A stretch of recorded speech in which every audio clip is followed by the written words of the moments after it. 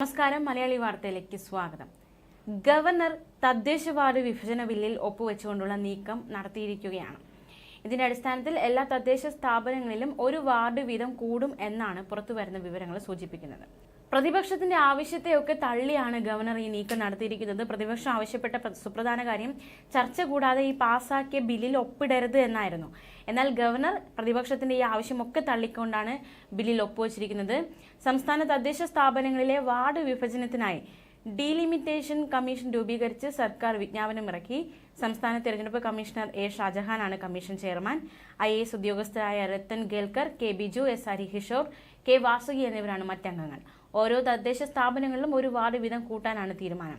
തദ്ദേശ സ്ഥാപനങ്ങളുടെ വാർഡുകളുടെ എണ്ണം കൂട്ടാൻ ലെജിസ്ലേറ്റീവ് അസംബ്ലി നേരത്തെ ബില്ല് പാസാക്കിയിരുന്നു.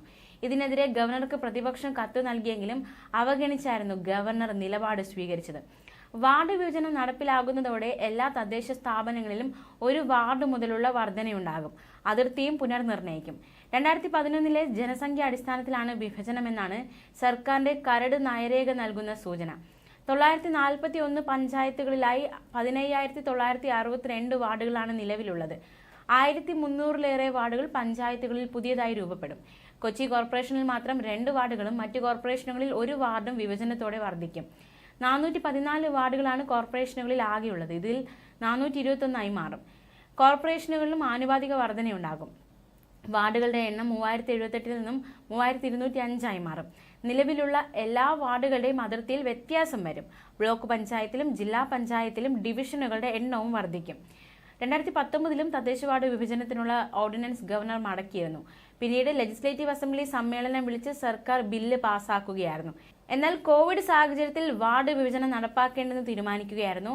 അടുത്ത തദ്ദേശ തെരഞ്ഞെടുപ്പിന് മുമ്പ് വാർഡ് വിഭജനം നടത്താൻ ഉദ്ദേശിച്ചാണ് സർക്കാർ പ്രത്യേക ക്യാബിനറ്റ് വിളിച്ച് ചേർന്ന് ഓർഡിനൻസ് ഗവർണർക്ക് അയച്ചത്. ഇത് മടക്കിയതോടെ സർക്കാർ വെട്ടിലാകുന്ന സാഹചര്യമൊക്കെ ഉണ്ടായതായിരുന്നു.